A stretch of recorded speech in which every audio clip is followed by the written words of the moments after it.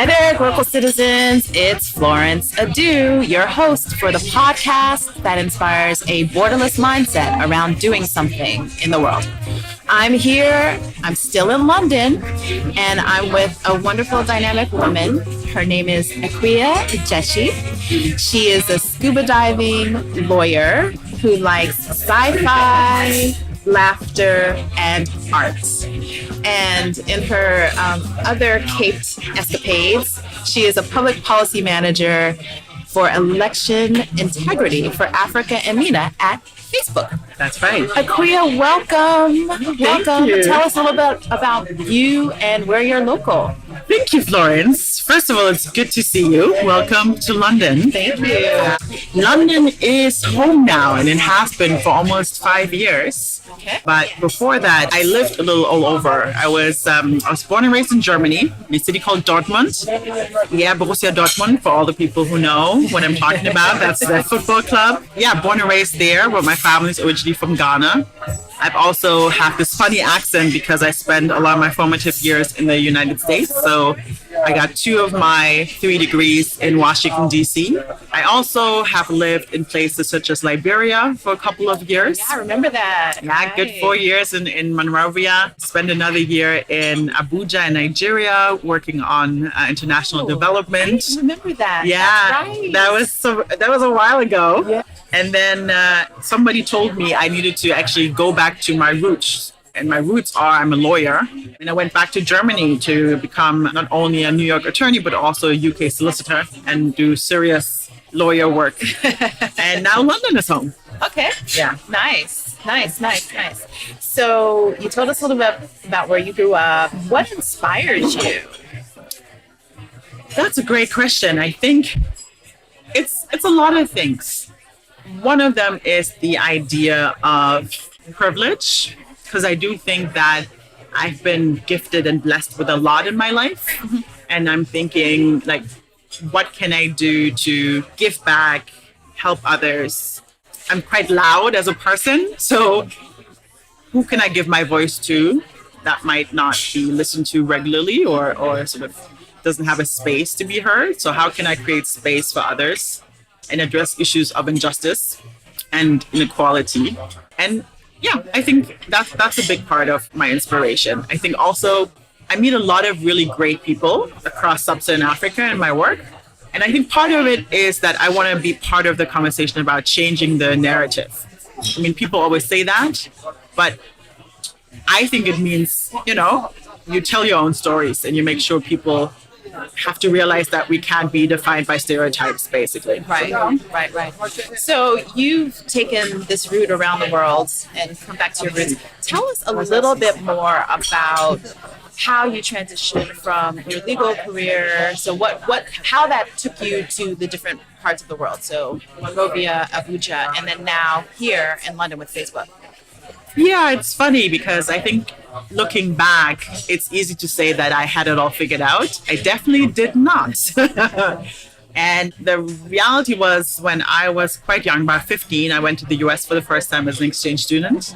What state? I was in Maryland, Okay. La Plata, Maryland. Did the whole yellow school bus and everything. Oh, wow. Yeah, and I loved it. Yeah. And I realized the mentality there really spoke to me in terms of the sky's the limit was something that I really hadn't sort of embraced before as an idea. Yeah. I think having been born and raised in Germany, I didn't want to stand out, which is ironic if you know how I look like. Right. She's a beautiful African woman. Thank you, Yes. Florence. Of course I'm going to stand out. Yes. But I think the mentality that I grew up in Germany is like, be average. Don't stand out too much. Fit in. Yeah. And going to the US as a teenager, I think for the first time, I learned that it was not only okay to stand out, but more importantly, like you can push and give as much as you can in one area and just see how far you can go. Right. And I think that when I was that young, I think I realized really quickly I needed to study in the US. Like I didn't want to stay in Germany to go to university. So I begged my parents and they looked at me as if I was crazy because education in Germany is free.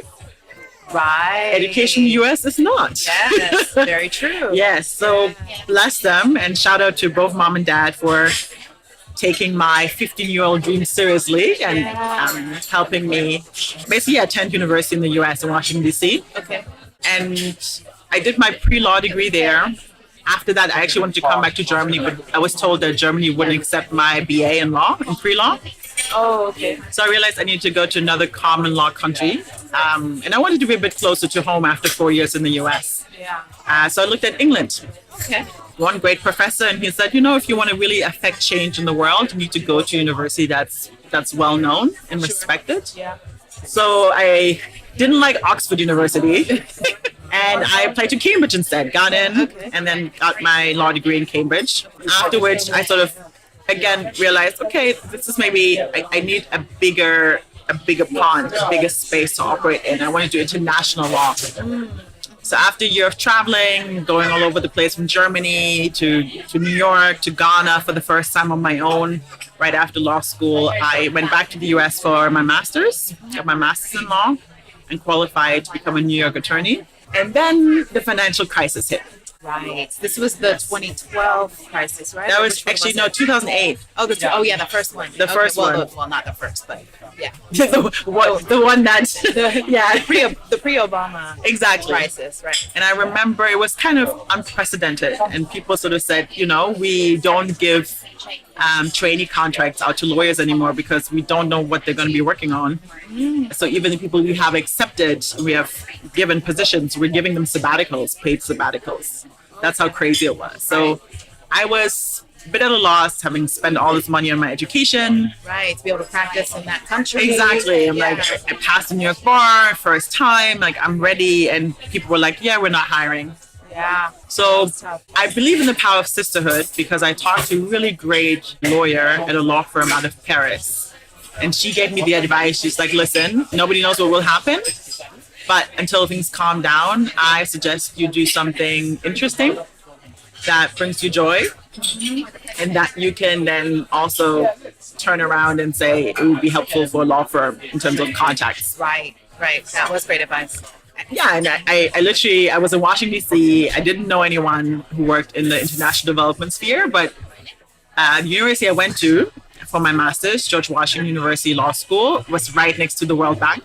Okay. So I just started knocking on doors. Yeah, why not? And I said, hey, hello, I am German. Do you have a job? No. Hello, I'm also Ghanaian. Do you have a job? No. And then through an old American friend, I literally got a hookup through someone who was Australian. Oh, okay. And he helped me with my first consultancy in Liberia for the World Bank. Ah, okay.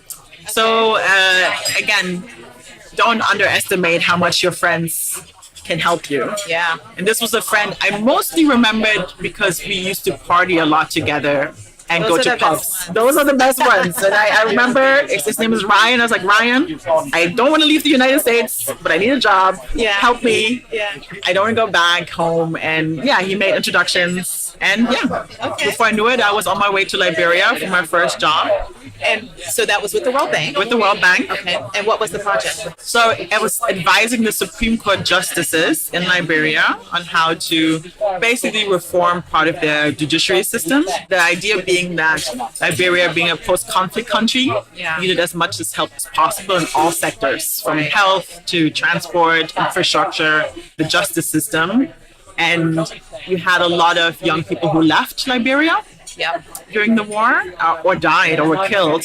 So they just needed all hands on deck to sort of figure out how to spend even the money that they were given to improve, get people out of prison that had been there for years and nobody even knew why. No trials, documents lost. Yeah. And even just do things like how do we increase people sort of feeling like Liberia is a trustworthy destination for economic investment. Got it. So even working on legislation, built the first commercial court of the country ever existed, and with specialists in Liberia drafted their first local commercial code. That's quite an accomplishment. Yeah, it's kind of crazy because what I realized is that oftentimes when you're not at headquarters of an organization, but you're somewhere in the field, you get experiences that you wouldn't usually get. Yes. Right? So somebody's on the way to meet the Solicitor General or the Minister of health, and they go around the office and say, "Hey, do we have a lawyer here?" And you tentatively raise your hand and say, "Yes, I just graduated, but yes, I am indeed qualified." They're like, "Okay, come along. You help us draft this contract," and you learn. Wow. Right? And consultancy of 3 months then turned into 4.5 years in Liberia. Exactly. So tell us a little bit more about that local experience, right? Because as you mentioned, it was post-conflict. This was in what year of President Johnson's release? Yeah. So I went there 2000, at the end of 2008, beginning of 2009. Okay. And things, at that point, to be honest, Liberia was a bit of a donor's darling. A lot of people were present. Sure. But I think the country almost couldn't absorb all of the help and aid that was given. Yeah. And so no matter which sector you looked at, you had some sort of donor presence. And so part of the work also just included engaging the relevant donors to make sure that the right hand knew what the left hand was doing. And I think the tricky part about being in a country like Liberia is everything is needed now. Right. So how do you prioritize whether somebody should get roads or water or access to healthcare? Right. Or you focus on a dispute resolution system that addresses the impact of civil war, right? Neighbors killing neighbors. Because in the end, you're just being told from one day to the next, the war's over, and you have to figure out how to live with people who might have killed your mother or your brother or your child. Right. Yeah. So it was an interesting time where if you were willing and able to help, you could. So I was very young in my career, but I was given ridiculous amounts of responsibilities because there was simply nobody else there to help. Right. And so I really appreciate that time for having sort of stretched me and also given me sort of confidence that, yes, I've only just recently graduated from school, but with your heart in the right place and not being afraid to ask for help and, looking towards others in Africa who might have had similar experiences and sort of figured out how to get through post-Civil War times, you can actually move the needle in the right direction. Got it. So then you went from there to Abuja. Yeah, so Liberia, being a tiny country, I realized after about 4 years, I was like, I'm itching for something else. Okay. So I did a bit of a tour, went to Kenya, Tanzania, Ghana, and Nigeria to find out whether I could see myself in any of those countries. Like a true global citizen. Yes. Just reach out to friends, friends of friends, friends of colleagues. And I was like, okay, I'll spend 2 weeks in Kenya, a week in Tanzania. I'm going to stay at a really cheap hotel and sometimes a really nice hotel. Right, exactly. And Nigeria was not on my list. I'm sorry to all my Nigerian brothers and sisters. At that time, I was like, oh, hell no. Yeah. And I went. I can see that. Yeah. And I fell in love. And I realized, oh my goodness, this is the biggest country in Nigeria. The issues are different. The approach is different. You work on a state level. Also, I encountered so many badass Nigerians with 2, 3, 4 degrees from all the universities. Right. So conversations were happening at a different level. Yeah. And it was interesting to see an African country having the confidence to say, yes, we want your help, but not in any shape or form you give it to us. Right. We actually wanted to make sense and work for our people, which was great.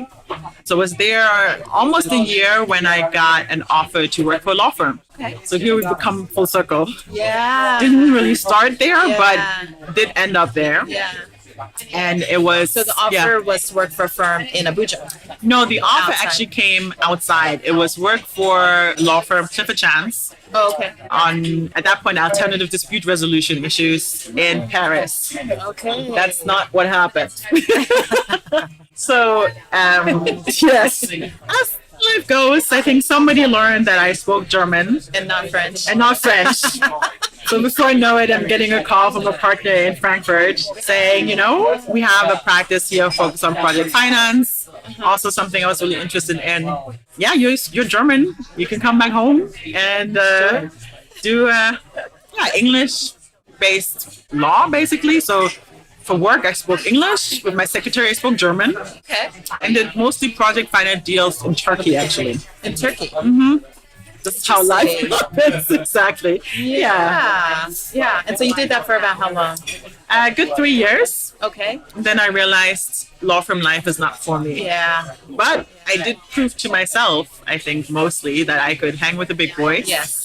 I could work off of 2 hours of sleep. I can sleep beneath my desk and pop back up and pretend like I got a full night's rest and continue typing and drafting. The life of a lawyer. The life of a lawyer. You learn how to do, you thought you knew how to write emails, but then you quickly learn that you don't. And you get, I think as much as it was a tough period of my life in terms of working 24/7, it also really helped me in terms of looking at problems in such a way that I think about what is the problem and what are the possible solutions, what are the pros and cons, and almost approach it in a very non-emotional way, a very like factual, let's just weigh pros and cons. Let's look at the bigger picture, let's step back, let's get information and data if we don't have it to make that kind of decision. So do you think that was part of the culture of working in Germany? Because we know that German culture is very cut and dry, this, that, the other. Or do you think it was what that role as a lawyer required of you? That's a good question. I think, to be honest, I think it was more the law firm. Okay, their culture. Their culture. I think it's a bit of like trial by fire and like the strongest survives and wins. Yeah. But almost like, it's like, you get pressed and then you become a diamond. I like so much pressure. Then comes the shine. But what I've also realized is I am now at a stage where I believe that diamonds don't need any more pressure. So I love it. Yeah, I think that, this sort of constant need to constantly improve and continue giving your all is actually not a way to live life. Sure. And I now feel like I've come at a point in my life where I am a diamond. I don't need any more pressure. I should be able to determine how do I work best and when do I stop working and draw energy from other things that I'm passionate about. Sure. But yeah, back then I was a trainee, then an associate, and you were doing the moves. I was getting that pressure. Yeah. Exactly. Yeah, Yes. got it. So then from there, how did you now get to your role now as a public policy manager? Because I think that came next, right? Exactly, yeah. I was actually headhunted for the first time in my life. I applied to like a headhunting company that had a particular focus on Africa. Because the one thing I knew is that I am passionate about all things Africa. Always have been, and as much as I love my Turkish brothers and sisters, and for anybody who hasn't been, I totally recommend spending some time in various places in Turkey. I did feel like, okay, my passion is with people who look like me and who have maybe similar experiences and similar struggles, and see me as an ally. Yes. Not as a foreigner. Sure. Because I knew how much that helped me both in Nigeria and Liberia to be of Ghanaian descent. And so, I just went for this company that sort of said, hey, we have a lot of jobs coming through with an African focus, so you can sign up with us. Did one interview with a law firm in Abuja. That was horrible. Okay. And then I got a call out of the blue, sort of saying, hey, we have a great opportunity here. It's in public policy. Given your international development background and focus, and you having lived on the continent, and you being a lawyer, we think you'd be the perfect fit. And I remember they told me at that time it was for a tech company. Oh, okay. And I thought, okay. Tech, interesting. Right. I've dabbled in that, but as my older sister would tell you, for a long time I didn't even know how to update my iPhone. So part of me was a bit scared and thought, I am a lawyer, but I'm not a techie. Right. I wonder if I'm still qualified. But had some good older brothers / mentors and sisters sort of saying, you have come this far, you can learn. Right. And if you were a man, you probably wouldn't doubt your abilities as much. So what's the worst thing that can happen? Yeah. Just apply, see if you like the people, like the company. And only I think a couple of days before the interview did it turn out that it was Facebook. Okay. And I had a great interview with, at that time, my manager, who was the head of public policy for Africa. And I really loved how she thought about how to work on African tech-related issues, because it's so multidimensional. Right. It's safety, it's privacy, it is cybersecurity, it is economic opportunity, it is also the awareness like that a lot of people don't have digital. Yeah, they're not competent. Knowledge in terms of they know how to use it, but they might not be aware of the things that could go wrong. It's a lot, and a lot of it is done for the first time. And I think I remember being really fascinated with the idea of sort of, it doesn't have to be a continuation of the idea of company coming in to Africa, stealing resources and leaving again. But one could work on a win-win solution for helping countries sort of leapfrog, as people like to say, development through accessing tech. Right. And that's basically what you do now. Yeah. So for about 3 years, I was doing public policy work throughout Sub-Saharan Africa with a broad range of issues. Anything from child online safety, I would speak on for 1 week. Another week might be a conversation about how do we deal with online bullying. Another week, it would be about what do we do about fake accounts. Another conversation would be about, how can we make sure that our African parents stop spreading fake news via WhatsApp. So it was quite interesting, but it was quite broad, and I sort of had this need to be a bit more specialized. Okay. So because public policy, my background is in public policy, and it can be very umbrella-ish. Definitely. Right. So and you learn a lot. Yes. But it's like you know a little bit about everything, but not that much about anything. Yes. Yeah. And it's like I talked about tech and health, for example, fascinating. Sure. But you always kind of felt like, ooh, I had a taste. I could help them a little bit, but it's not my area of expertise. Right. Have to go deeper. And so they created a job that didn't really exist before. I think learning through the elections in the US. Okay. That they needed the 2016 election. Exactly. Needed a bit more focus on figuring out how tech or social media could be, unfortunately, misused, especially in the context of an election, and how to think through cross-functionally, how to think through the risks of an election, right? Is it hate speech? Is it fake accounts? Is it anything relating to, people demonstrating and maybe doing harm to other people while demonstrating and then putting that on social media, or deepfake videos, or fake news. I mean, there was an array of issues that had come up, and they realized, we need to hire people who can help coordinate these efforts across the company, because there are so many teams involved in addressing these various issues. Right. I have colleagues who work with law enforcement. I have colleagues who do online safety and work on how do you keep women candidates safe from harassment. I have colleagues who are engineers and develop apps to help people know about the deadlines for registering for an election. For Africa, I think specifically interesting. So let me ask you this. So within Facebook, do you have internal clients that kind of are asking for these things? So within each country, there's an office, and are they asking for these things to happen? So is that kind of driving how you're allocating resources and how you're staffing these different kinds of roles or projects? It's a great question. So the company definitely now operates on a global level, right? And I think we need to look at every single election. I think the misconception is that the company, being an American company, focuses mostly on the US elections, but that's actually not true. Right. So they realized we need to break out our election integrity work and make it regional, because you need regional people to either speak the languages or understand the context or know the right people to call to understand the context, ask the right questions, to understand what are the highest risks that we're facing in this election, and who are the people that we can work with to address them. Because Facebook is a tech company, right? They're not experts. Right. So that's where I was kind of like, you're a tech company, but a lot of the things you're talking about require you to work with governments. Exactly. And to work with corporations. Exactly. Whatever, And that's definitely what's taking place. So no matter the request, though, we will always do a risk analysis for every election. Okay.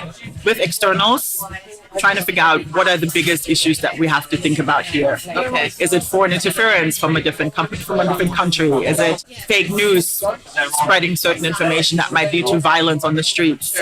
And sometimes it's something that can be actually addressed quite quickly. If it's fake accounts and accounts not being verified, that's something our team actually can address quite quickly. But again, the first thing is analysis. What are the issues? And then it's my job to make sure that I loop in all the relevant teams who sit all around the world. Got it. Who can then address address these specific issues. And so that happens for me on a country by country level. So no matter if it's a tiny country or if it's a massive country, we will do the same risk analysis. Okay. Of course, we keep in mind sort of what are the risks also based on how big the country is. Yeah. Right? If we know that, I don't know, let's say terrorism is an issue in northern Nigeria. Yeah. And it can affect a lot of people if there are fake news being spread about this ethnic group has done this ethnic group any kind of harm, then it's definitely something that we'll take into consideration as well. The ability to act quickly if a lot of people can be affected. But again, that doesn't mean that if you are Mauritius and you have an election, that we ignore you. Got it. And I think that's the beauty of working with people from all around the world, because let's say a colleague in my London office is busy, I can reach out to the Delhi office and say, hey, I need you to work on this launch of a product for me. Or if a colleague in California I was working with goes on vacation, I have another colleague in Dubai that I can reach out to. I think that's the beauty of having global people working with people who have local expertise as well. Right. Because then you can help direct the conversation to go in the right direction. But at the same time, I see myself like a conductor of an orchestra. Okay. A lot of brilliant players. Yes. But we all need to play well together for it to sound good. Yes, indeed. So my job is not to do anybody's job, but just help lead the conversation about what are the issues that we have to address, and then also lead how do we find solutions? How do we test things out that make sense given the specific context? Yeah. Because what I don't want is people to think, oh, we've developed this solution in one country and now we're just dropping it into another country. Right. But how do we find local solutions to local problems? Sure. And I work very closely with colleagues who are in the Africa Public Policy team, for example, and I sort of say, okay, you work with the governments, you work with the NGOs, you work with the regulators, you work with everyone who can give you a good insight into what the issues are. Mm-hmm. Help me understand, help the company understand what's at stake here and how we best prioritize addressing these issues. Got it. So speaking of local and in the local context, here's my local speak question, where I ask my guests to tell me what you hear. So I ask you to give a word or phrase that is a meaningful part of your local experience. So you have a few different locals that you could draw upon. Mm-hmm. So choose one, or even here in the UK, but something that is meaningful, that has impacted you in some way.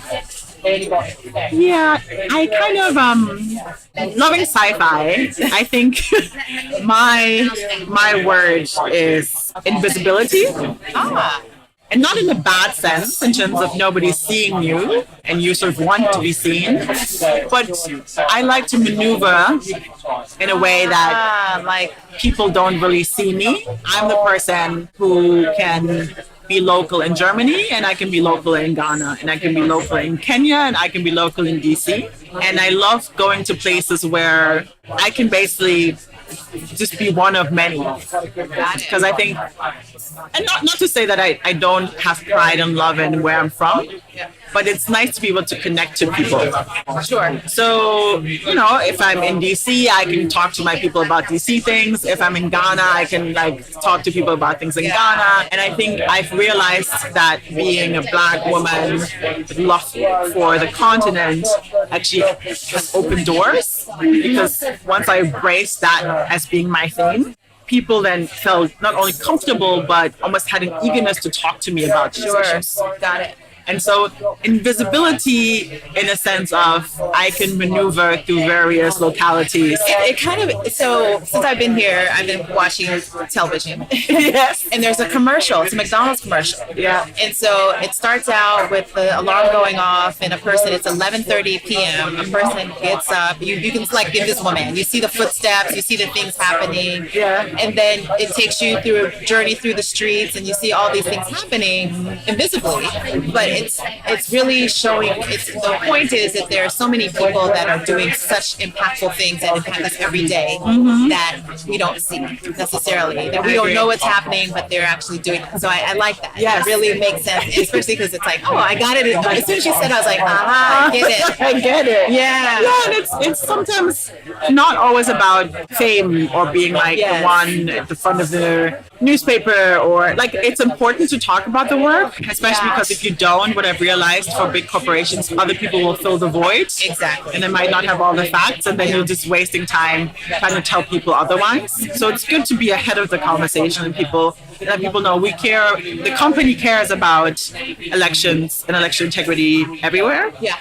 But at the same time, it's not about the company, it's not about me oftentimes. It's about how can we work together? Right. How can we be a leader by leading others, but let them do what they're best at?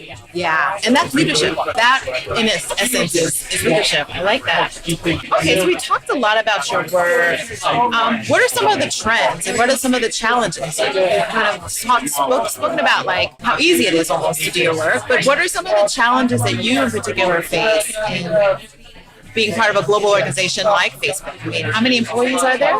That's a good question. I should know it, but I don't. Okay. Because they keep hiring. Right, right. It's growing every day. Yeah. So whichever number I give you is probably outdated by now. Yeah. But I know that even just with this push on sort of safety and cybersecurity, a lot more people have been hired over the last 1 or 2 years. Got it. And so in terms of challenges, I think when you have a company that grows, it takes a bit of time for it to find its equilibrium again, right? Like how do you bring the new people on board with understanding what is the mission? How do you actually work to accomplish the mission? How do you have impact in a way that it's not about you, but it's about you working together with a bigger picture? And it's happening. I see it happening, but I think it will also take time because it is still very much a company that also relies on personal connection, right? Like I don't think it's unique to Facebook. I think it's a matter of if you sit in Dubai, I sit in London, we've never met before, you don't know who I am, I'm asking you for something that has to be urgently ratified. It's probably easier if we had a chance to meet once, right? And you know me and you know I'm coming from a good place and I wouldn't just rush you for the sake of rushing you, but it's something that just came up and needs to be addressed quickly because we're all human and we all have a little bit too much work on our plates.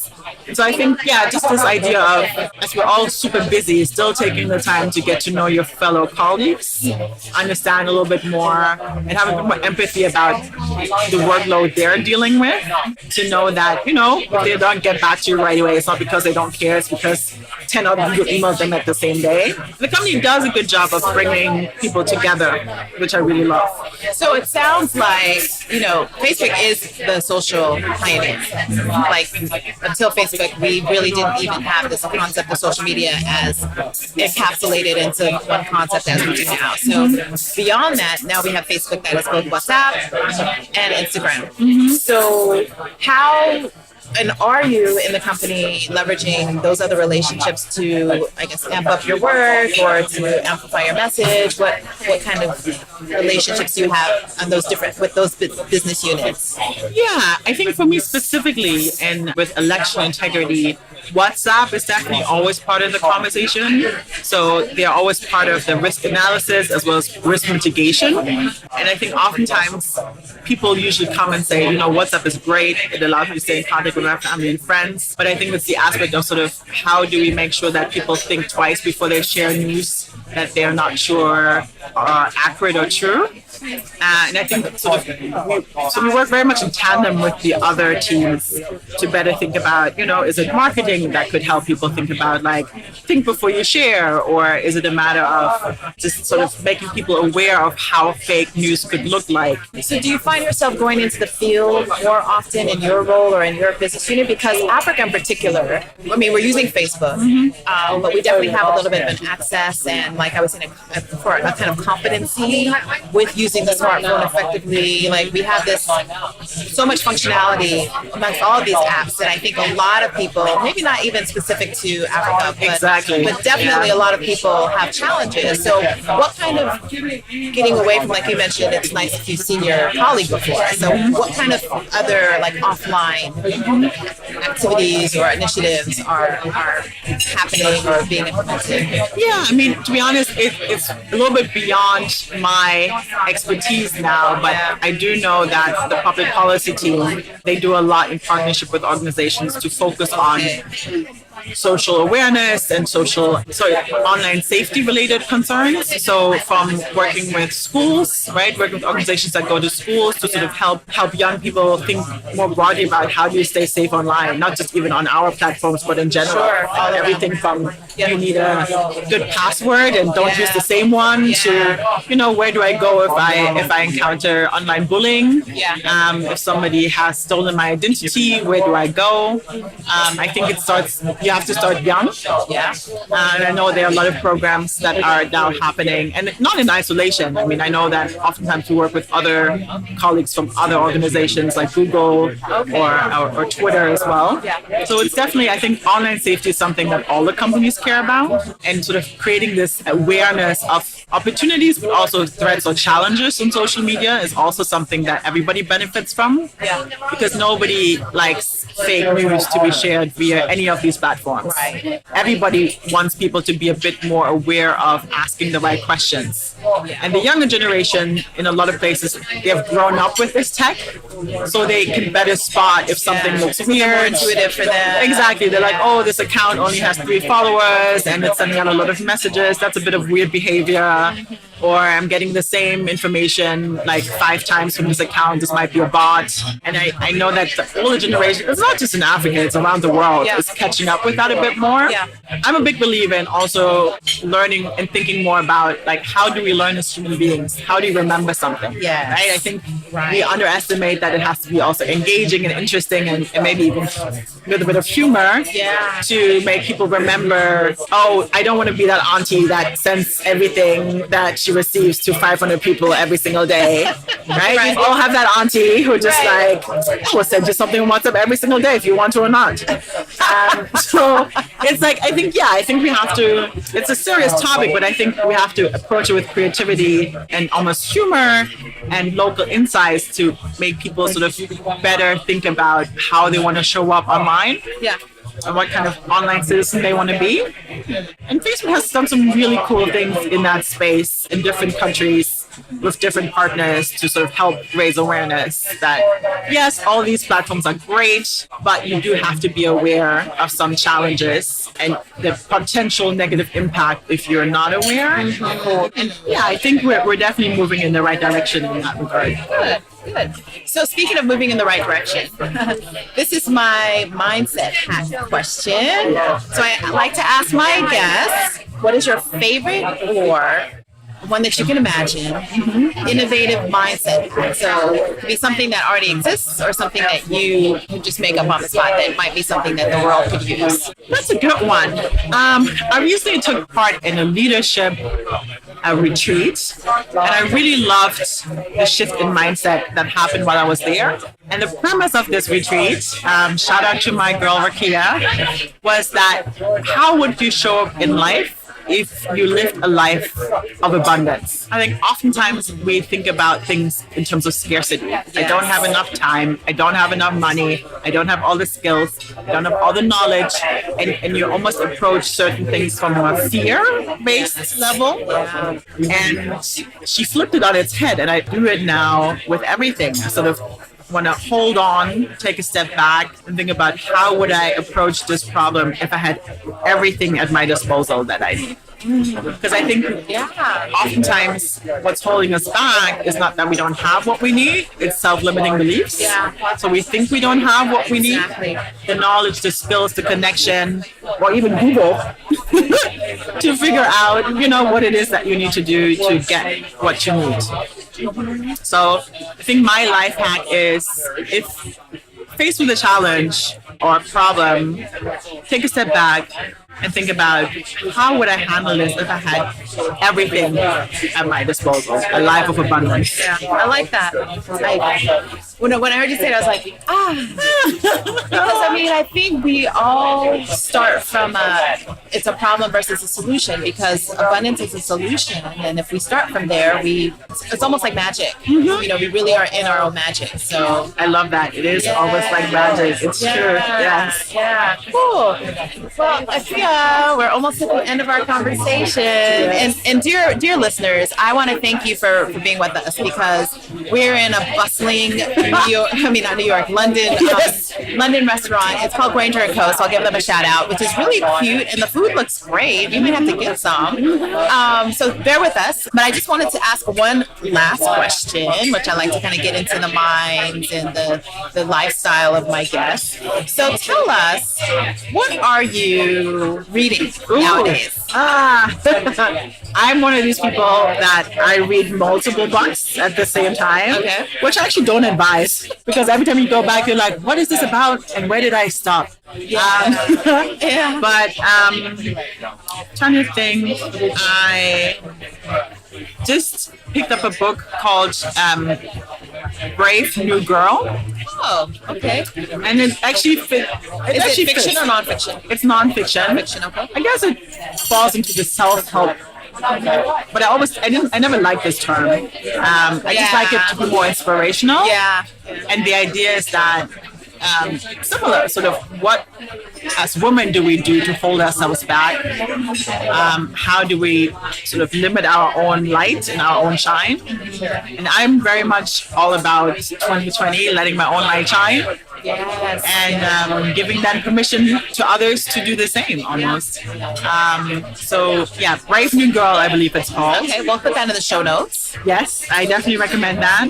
Also, an old classic that I listened to via audiobook is Oprah's Things I Know for Sure. Okay. It's definitely something good to listen to while you're doing something in the house. Right. Doing the dishes, multitasking, exactly, laundry, gardening. I love audiobooks myself. So Yes, I think that one is great. What I Know for Sure, definitely I would recommend that. And then I'm checking out one or two sci-fi books. Okay. Actually, sci-fi and romance. Okay. I will admit. I just love sci-fi, so all sorts of genres in that regard. I have a few more, but I'm going to stop there. Okay.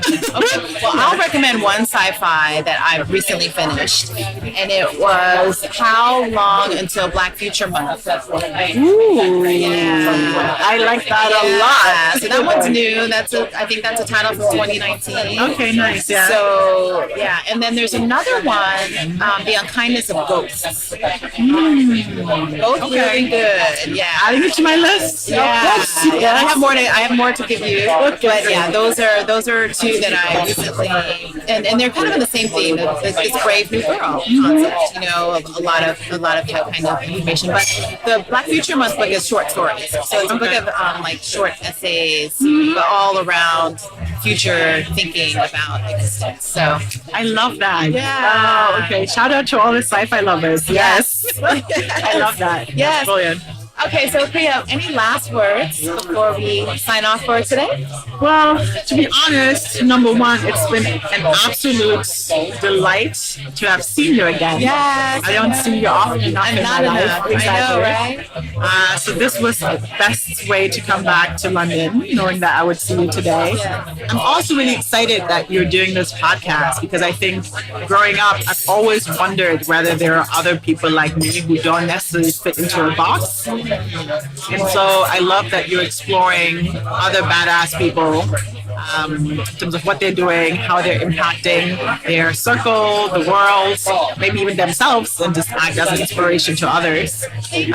So I'm excited to see what else you have in store, who else you're going to be talking to, and everybody tell your friends to tune in and share the message, because these are some great stories. Yes, thank you. And that's a great segue into, dear listeners, you can catch us every Tuesday with new episodes at localcitizenspod.com or wherever you find your podcast. That's Google, that's iTunes, that's Podbean, all of those wonderful places. Nice. So this is Florence Adu, again signing off for Global Citizens. Bye for now.